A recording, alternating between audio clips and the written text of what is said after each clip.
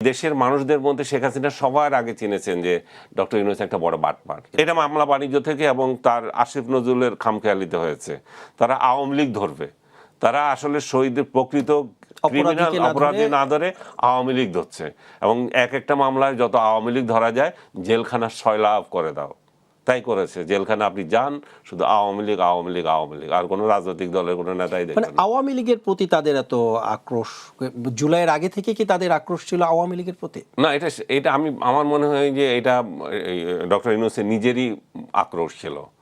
Doctor ইউনূসকে খুব আমি বলতে চাচ্ছি যে যে উনি যে একটা গাদ্দার টাইপ বাটপার একটা লোক, সেটা শেখ হাসিনা খুব ভালো করে চিনেছিলেন।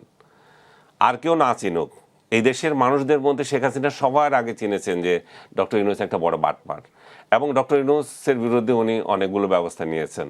যদিও উনি জেলে দেন নাই, জেলে দিলে হয়তো ডক্টর ইউনূস বুঝতে পারতেন জেল জিনিসটা কি, এবং উনি যে এত নিরীহ লোকদেরকে জেলে পাঠিয়েছেন তারা কি অমানসিক নির্যাতন শিকার এখন, তারা মেন্টালি ফিজিক্যালি, এবং তাদের ফ্যামিলি এবং সরকারি কর্মকর্তা বলেন, সাধারণ মানুষ বলেন, যে উনি যেভাবে জেলখানা ভরে রেখেছেন, উনি যদি একদিন জেলখানায় যেতেন তাহলে উনি এটা উপলব্ধি করতে পারতেন।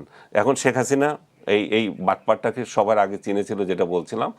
এই জন্য শেখ হাসিনার প্রতি তার ক্ষোভ, এবং শেখ হাসিনার যে ক্ষোভ সেটা আওয়ামী লীগের উপরে ক্ষোভ, সেই আওয়ামী লীগের উপর ক্ষোভ, এটা স্বাধীনতার উপরে ক্ষোভ, বঙ্গবন্ধুর উপরে ক্ষোভ, এগুলো সব এক সূত্রে গাঁথা। এবং তার সাথে মৌলবাদী শক্তি এক হয়েছে, যারা একাত্তর প্রশ্নে যাদের অনেক কষ্ট হয় তারা যোগ হয়েছে, এবং সেটার প্রতিফলন তো আপনি দেখতে পাচ্ছেন। সংসদে যুদ্ধ অপরাধীদের নামে আপনার শোক প্রস্তাব হয়।